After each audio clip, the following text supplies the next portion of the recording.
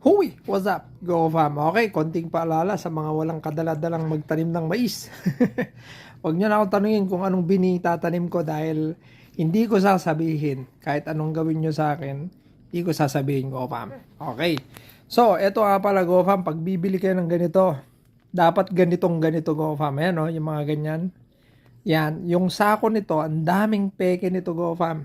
Decalb 8282S. Dapat ganito, go fam. Wala dapat mag-iiba dyan. Yan, yung mga BT Double Pro. Yan, tapos ito, etiketa. Ito, pinaka-importante. Yung etiketa niya, go fam. Nandyan lahat. Kailan na-test. Anong batch number. Nakalagay yan lahat.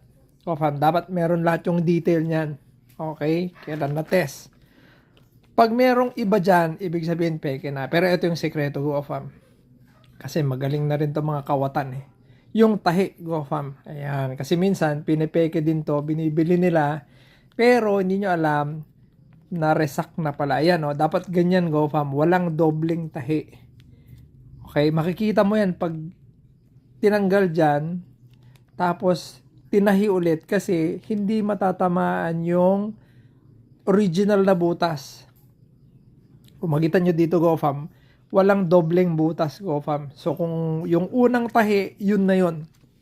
Ayan. So i-check nyo yan, go fam, yung sa taas, yung bunganga sa taas, tsaka yung sa ilalim. Wala dapat gano'n. Okay? Alright.